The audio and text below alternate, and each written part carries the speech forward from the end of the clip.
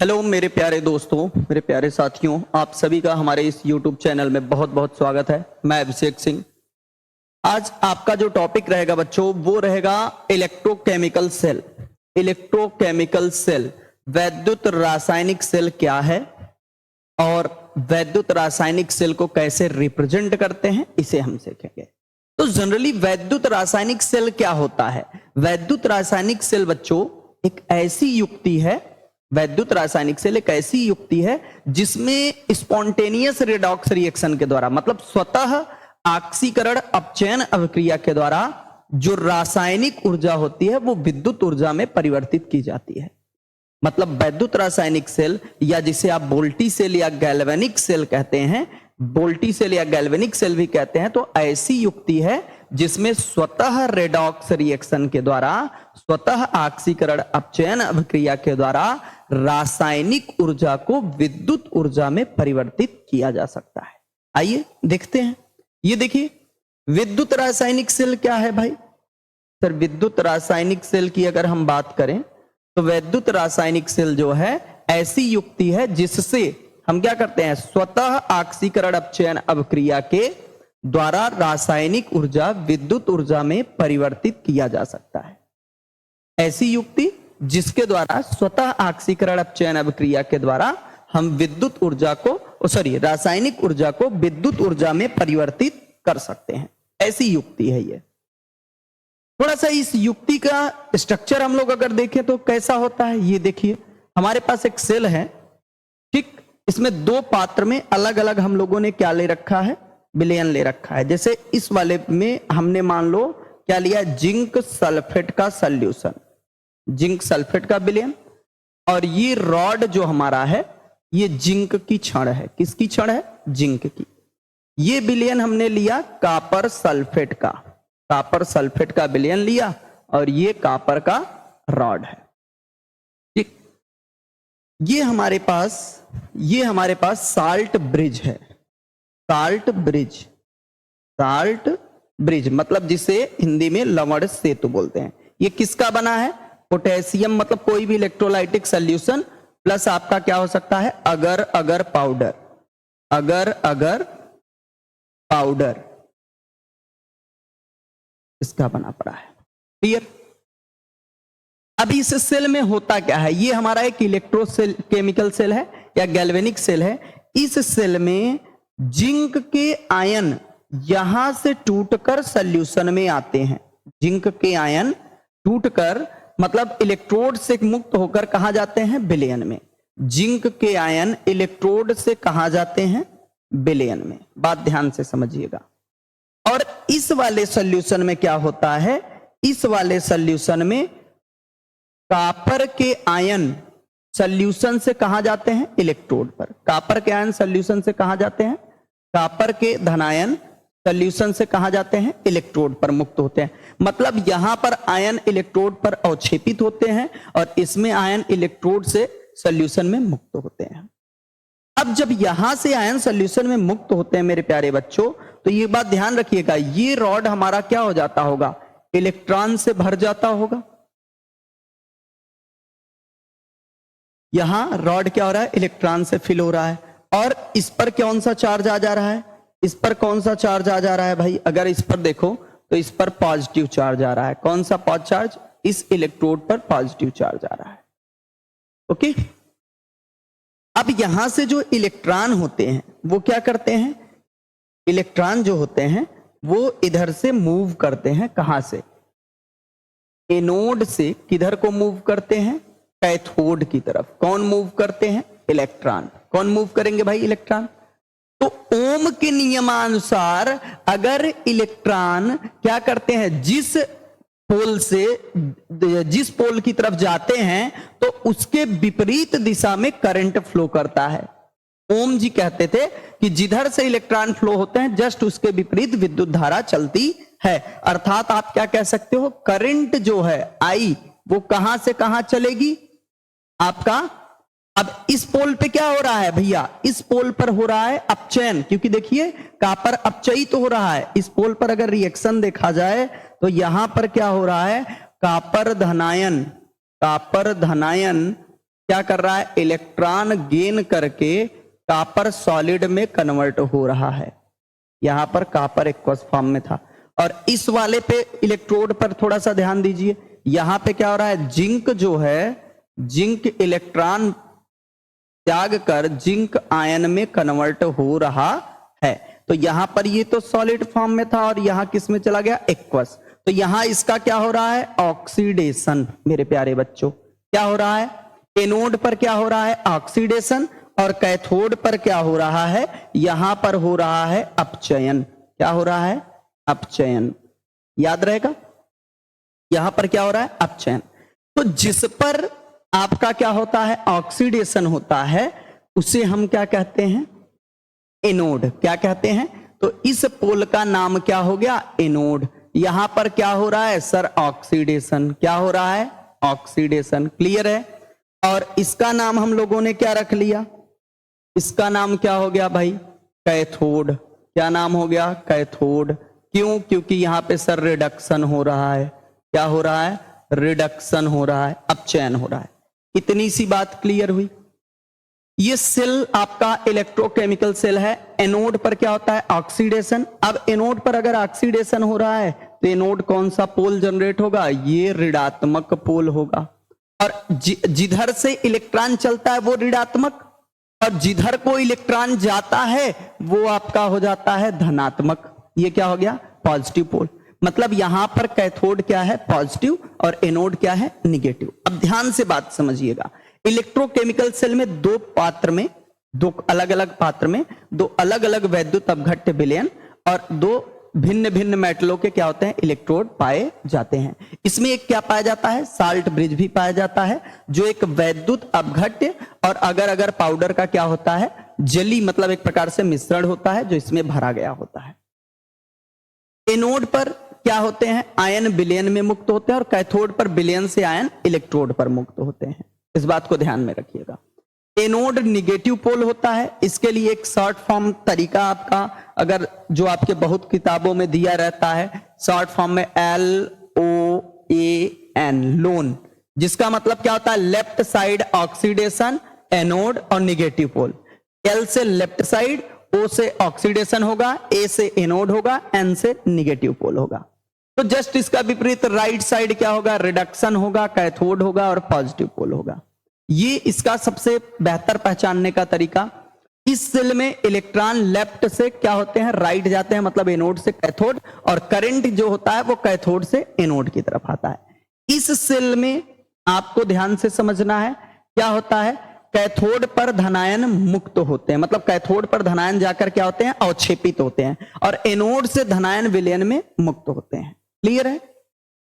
आइए, हमें आशा लगता है कि आपको बातें समझ में आएंगी, सेल की पूरी कहानी आपको समझ में आएगी। जिंक का रॉड है, आयन सोल्यूशन में मुक्त होता है। अच्छा, पूछा जाए ये सोल्यूशन कौन सा चार्ज गेन करता है, तो यहां पर आपका क्या होता है, सोल्यूशन पॉजिटिव चार्ज का होता है, और ये सोल्यूशन किसका बनता है, निगेटिव चार्ज। क्योंकि यहां से पॉजिटिव तो मुक्त हो रहा है, निगेटिव की मात्रा बढ़ेगी, और यहां पे पॉजिटिव आ रहा है तो यहां पर पॉजिटिव की मात्रा बढ़ेगा। इन दोनों को न्यूट्रल करने के लिए ही, इनके मतलब चार्ज को कंट्रोल करने के लिए ही ये साल्ट ब्रिज लगाया गया है। ये साल्ट ब्रिज लगाया गया, जो हम यहां पे किसका यूज किए हैं, पोटेशियम क्लोराइड प्लस अगर अगर पाउडर का। अब कुछ हम विशेषता लिख लेते हैं इसकी। इलेक्ट्रोकेमिकल वैद्युत रासायनिक सेल की विशेषता।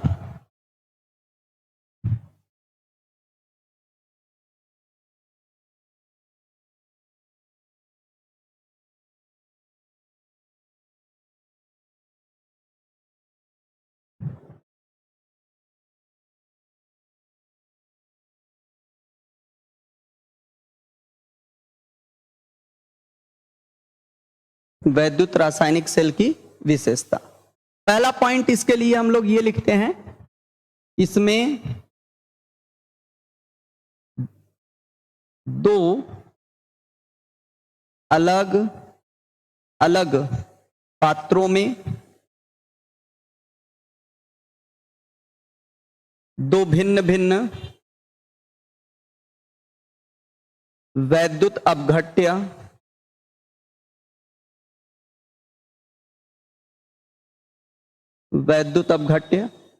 एवं इलेक्ट्रोड इलेक्ट्रोड उपस्थित होता है, उपस्थित होता है। क्लियर? पहला यही बात कह रहा है, इसमें दो अलग अलग पात्रों में दो भिन्न भिन्न वैद्युत अपघट्य उपस्थित होते हैं, सॉरी, दो इलेक्ट्रोड उपस्थित होते हैं।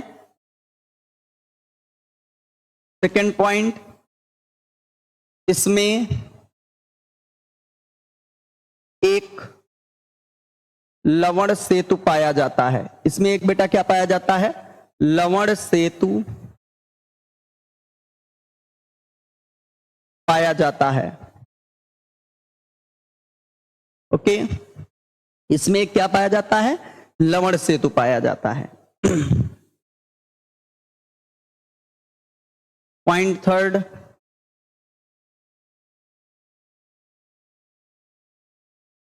इनके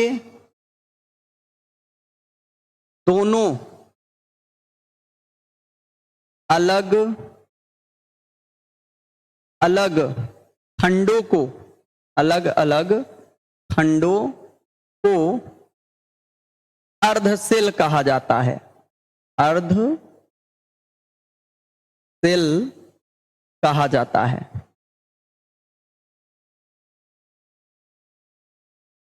थोड़ा सा एक बार प्रीवियस में चल के देख लें। ये देखो, जो दोनों अलग अलग खंड हैं, ये और ये, इसे अर्धसेल कहेंगे, इसे अर्धसेल। दोनों को कनेक्ट करने पर एक पूर्ण सेल का निर्माण होता है बच्चों।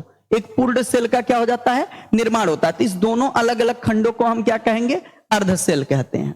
ठीक है, क्लियर? आगे चलें, फिर से आ जाइए। इनके दोनों अलग अलग खंडों को हम क्या कहते हैं? अर्धसेल कहा जाता है।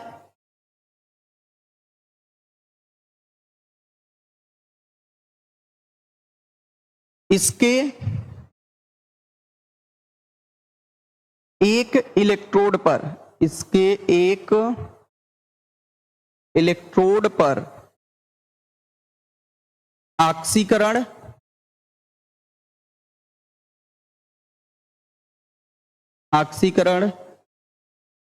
तथा दूसरे पर अपचयन होता है। दूसरे पर अपचयन होता है। क्लियर? दूसरे पर अपचयन होता है। जिस पर ऑक्सीकरण होता है, जिस पर ऑक्सीकरण होता है, उसे एनोड और जिस पर अपचयन होता है,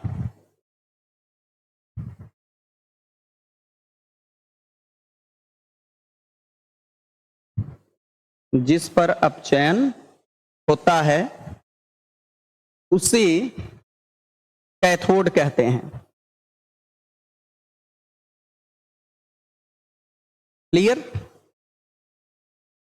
यहां भी बातें थोड़ा सा क्लियर कर लिए। इसके एक इलेक्ट्रोड पर ऑक्सीकरण तथा दूसरे पर क्या होता है? अपचयन होता है।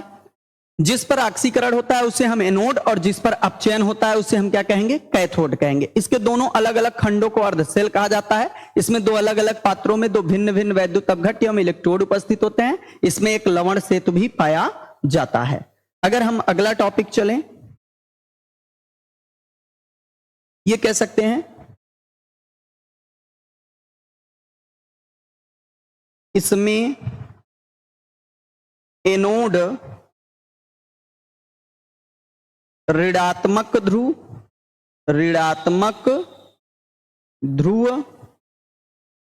जबकि कैथोड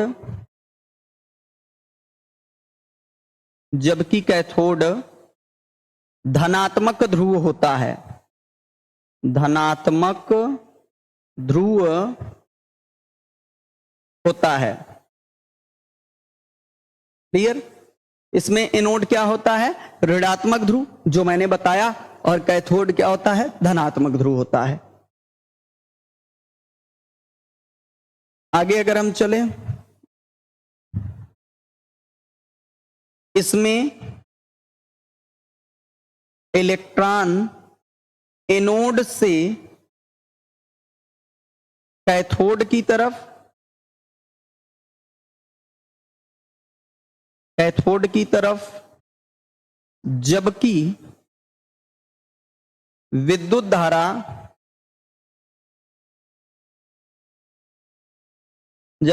धारा कैथोड से एनोड की तरफ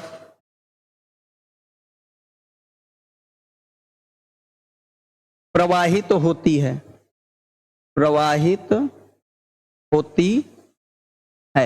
क्लियर है? इसमें क्या कह रहा है? इलेक्ट्रॉन एनोड से कैथोड की तरफ, जबकि विद्युत धारा कैथोड से एनोड की तरफ क्या होती है? प्रवाहित होती है। ये बात हो गया। थोड़ा सा ऊपर कर लें। और एक बात ध्यान दीजिएगा,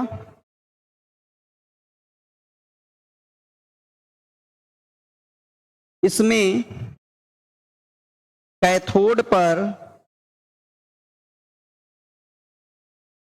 धातु आयन मुक्त होता है, क्लियर?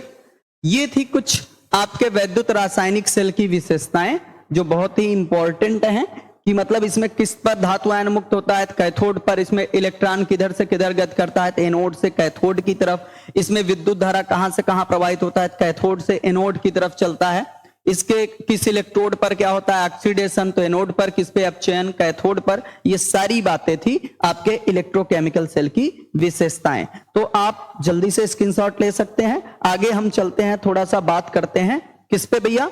इसके साल्ट ब्रिज के बारे पे। साल्ट ब्रिज क्या है? आ जाइए, अगला टॉपिक हमारा साल्ट ब्रिज।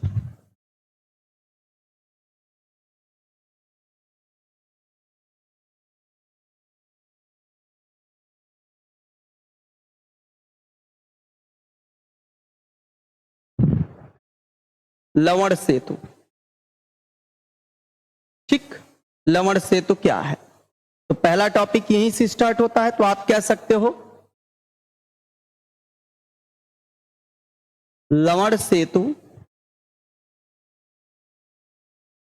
यू आकार की एक विसर्जन नलिका है। लवण सेतु यू आकार की एक विसर्जन नलिका है। याद रखिएगा, लवण सेतु यू आकार की क्या है? एक विसर्जन नलिका है, जिसमें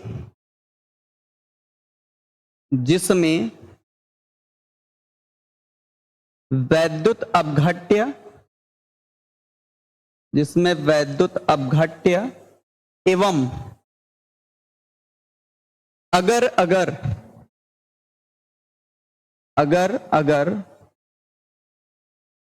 पाउडर का मिश्रण भरा होता है, क्लियर है? तो हमारा क्या है? लवण सेतु क्या है? यू आकार की एक विसर्जन नलिका है जिसमें वैद्युत अपघट्य एवं क्या है बेटा? अगर पाउडर का मिश्रण भरा होता है। अब वैद्युत अपघट्य में जैसे आप क्या यूज कर सकते हो? एग्जाम्पल में इलेक्ट्रोलाइट में, एग्जाम्पल की अगर मैं बात करूं, कौन कौन से सर इलेक्ट्रोलाइट हम यूज कर सकते हैं? तो एग्जाम्पल में जैसे हम यूज कर सकते हैं potassium chloride, ammonium chloride, potassium nitrate, ammonium nitrate आदि, ठीक। एक बात और याद रखना है, इसमें नोट पॉइंट आप चाहे बना लीजिए, नोट पॉइंट आप बना लीजिए।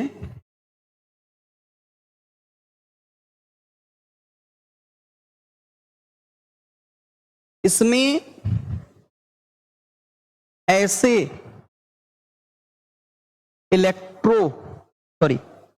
में ऐसे वैद्युत अपघट्य पदार्थ का उपयोग करते हैं,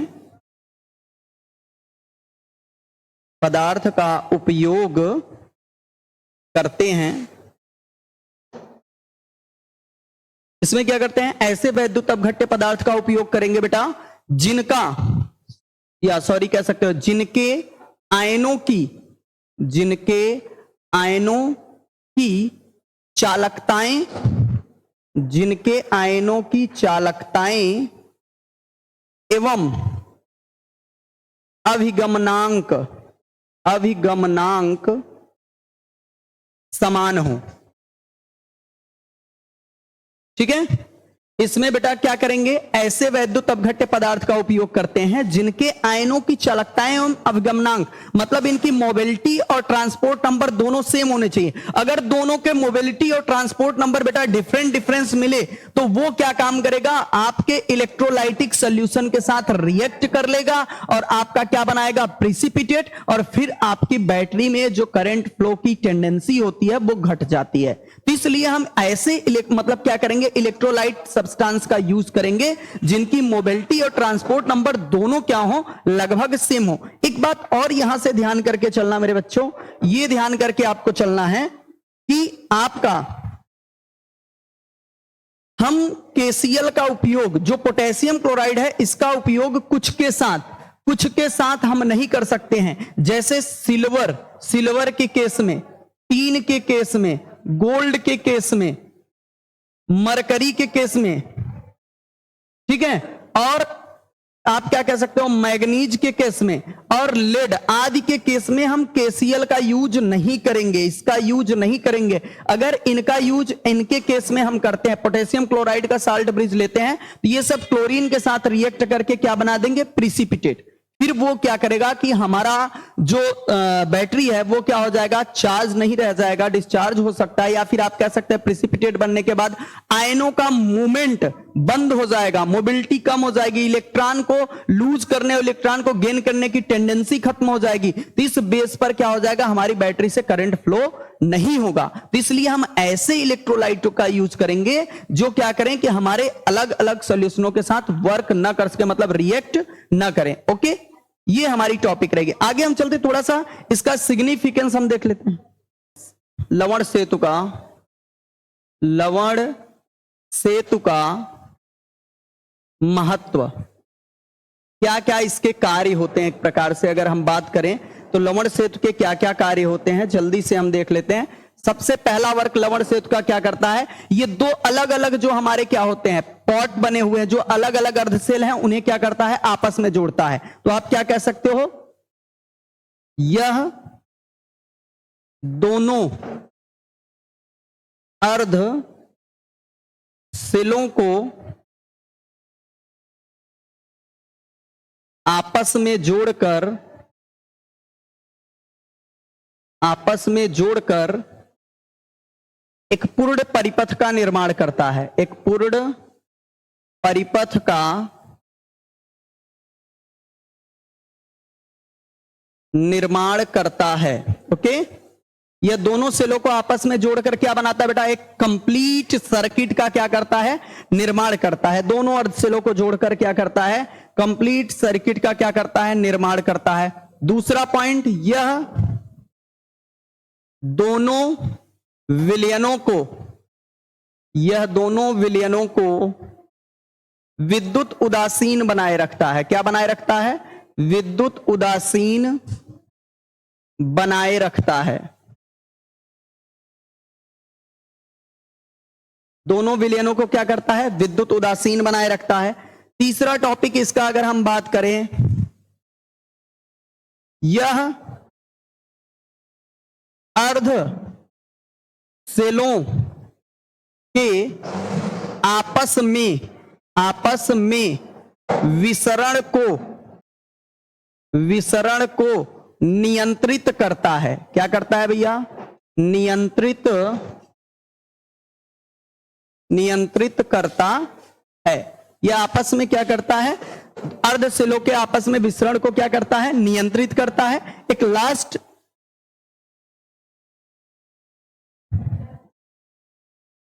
यह आपका क्या करता है, द्रव संधि विभव को भी नियंत्रित करता है, संधि विभव को भी नियंत्रित करता है। मतलब आप क्या कर सकते हैं कि ये दोनों अर्ध सेलों को आपस में क्या करता है, ऐड करके कंप्लीट सर्किट फॉर्म करता है, दोनों सॉल्यूशन को न्यूट्रल बनाए रखता है। और आप कह सकते हो जो आपके हाफ सेल होते हैं इनमें डिफ्यूजन, एक दूसरे में ये डिफ्यूज ना हो, उसे क्या करता रहता है बच्चों, कंट्रोल करता है। और ये लिक्विड लिक्विड जो पोटेंशियल होता है, ये जो लिक्विड लिक्विड जंक्शन पोटेंशियल होता है उसे भी क्या करता है, तो कंट्रोल करता है। तो आज के क्लास में आप सभी जुड़े रहे, बहुत बहुत धन्यवाद आप सभी का। नेक्स्ट क्लास में हम मिलेंगे। आपके गैल्वेनिक सेल हमारा कंप्लीट हो चुका है। नेक्स्ट सेल में हम आप कह सकते हैं, नेक्स्ट में हम लोग आएंगे इलेक्ट्रोलाइटिक सेल और फैराडे सेल के बारे में बात करेंगे। तो आप सभी जुड़े रहिए हमारे साथ इसी तरीके से, और लगातार आपको क्लासेस मिलती रहेंगी। शाम को आपकी क्लासेस जो रहेंगी वो क्लास 11th की बेसिक केमिस्ट्री की क्लासेस चल रही हैं शाम को 7 बजे से। ठीक है बेटा, आप सभी जुड़े रहिए। धन्यवाद, आज के क्लास में इतना ही।